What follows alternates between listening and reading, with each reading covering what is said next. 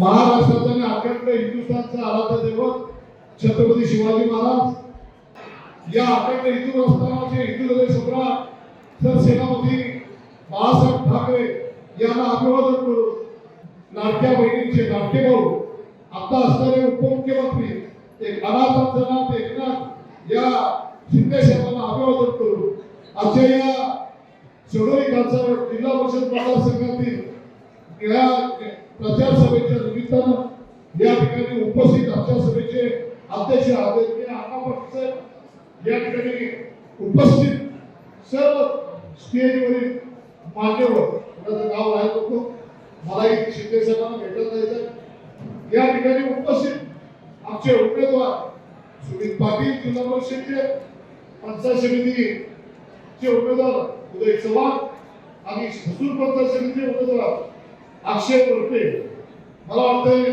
तिघं उभारून एकदा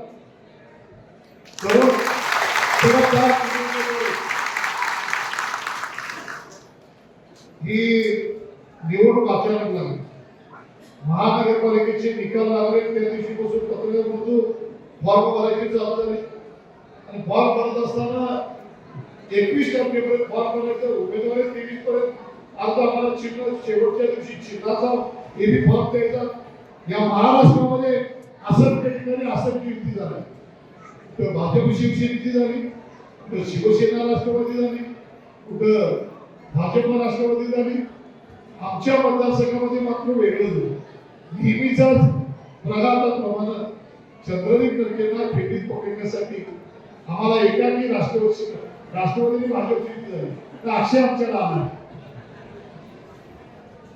मला काय वाटतं काय शक्ती नैसर्गिक युती ही शिवसेना भाजपची होती व्हायला पाहिजे होती माझी इच्छा होती अनेक भाजपच्या जुन्या सरकारांना आम्हाला बरोबर घ्यायचं होतं काय माझी सगळे त्या राजकीय प्रवाहामध्ये मी जाणार नाही पण एक आहे की आमच्या पक्षाचे नेते आदरणीय एकनाथजी शिंदे साहेबांनी सांगितलं होतं की विधानसभेची निवडणूक झाली लोकसभेची निवडणूक झाली आणि आता निवडणूक आहे ती स्थानिक स्वराज्य संस्थेमध्ये कार्यकर्त्यांची निवडणूक आहे कार्यकर्त्यांना सन्मान द्यायसाठी निवडणूक करा जो कार्यकर्ता आहे त्याला उमेदवारी द्या म्हणून आम्ही या ठिकाणी ही तीन सर्वसामान्य जनतेशी निगडीत असणारे सर्वसामान्य जनतेशी कायमपणे जवळीक असणारे आणि त्यांच्या सुखदुःखामध्ये सहभागी होणाऱ्या या तीन उमेदवारांना उमेदवारी दिली सुविधा पाटील सोडली खाते त्यांच्या कारकिर्दी बघितली तर त्यांनी स्वतःच्या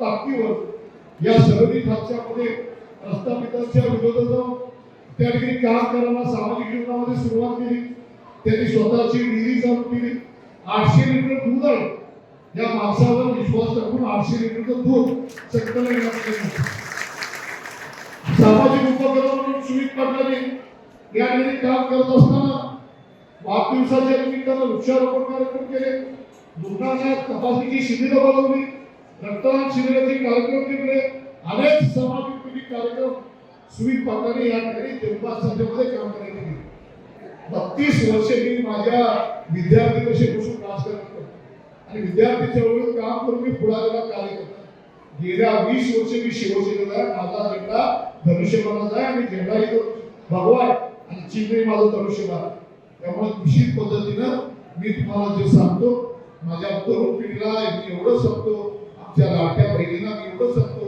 प्रत्येक घराघरापर्यंत जावा काही केलं मला माहित आहे आमच्या बहिणी कुठल्याही पक्षात असतील त्यांना धनुष्यबाण दिसणार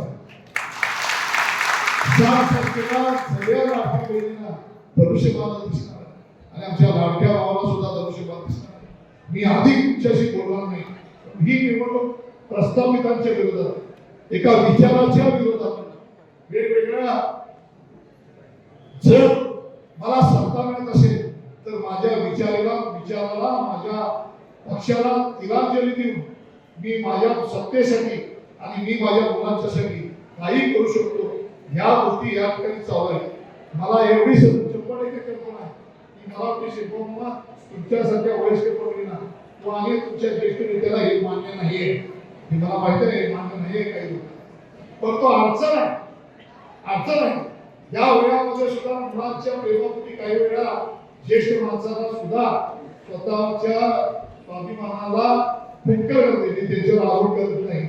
आगतिकता परंतु ही आगतिकता आहे. एखाद्या स्वाभिमानी माणसाच्या विचाराला ज्यावेळी अशा पद्धतीने घरातली माणसं जर आडकाठी घालत असेल तर खऱ्या अर्थानं त्या लोकांनी सुद्धा विचार करायला पाहिजे होता की ज्याने आयुष्यभर एका जागा विचारशक्तीच्या चळवळीमध्ये घालवलं त्याने आपण अशा पद्धतीने काय करायचं.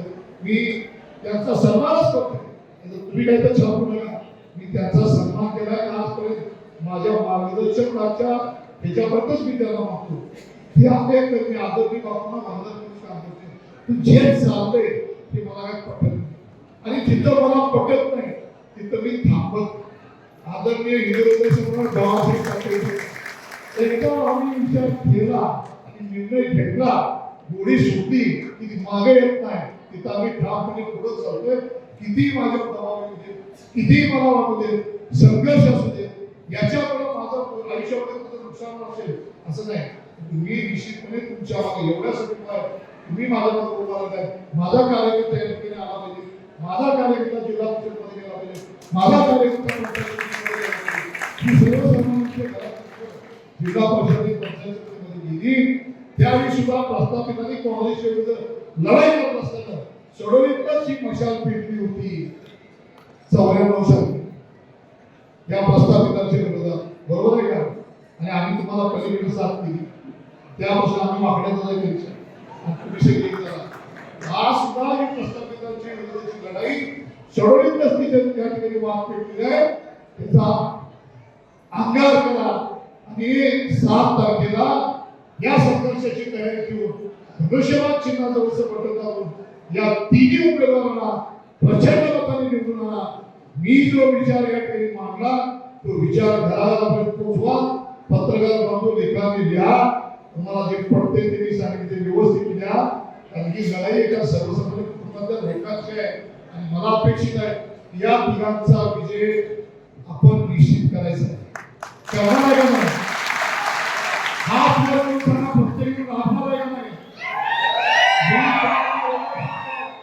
गावाच्या गावात 7 दिवस झाले. आज 1 तारीख आहे. 2, 3, 4, 5, 6 नाही आहे. 5 तारखेला 10 वाजून आहे.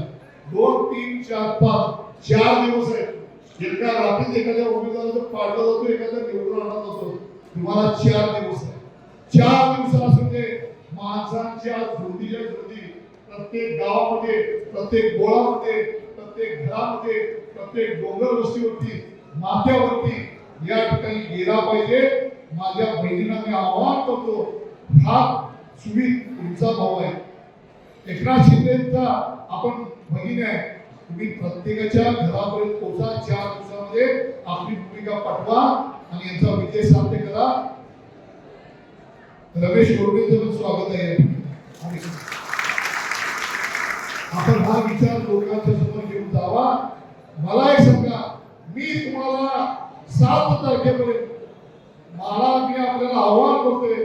मी आपल्याला 7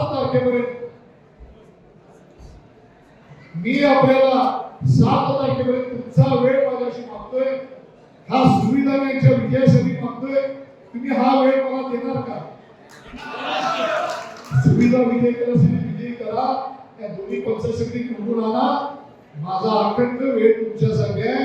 या विकासाच्या कल्पना ज्या सोडून असतील त्या सगळ्या विकासाच्या कल्पना मी पूर्ण करेन अशी या ठिकाणी ग्वाही देतो आणि आपली रजा घेतो. जय हिंद, जय महाराष्ट्र. या गरजेच्या सावंतवाडीपर्यंत, चव्हाणवाडीपर्यंत, नागपूरच्या त्या मतदारसंघामध्ये भूमिका पाहिजे. छत्रपती शिवाजी महाराज की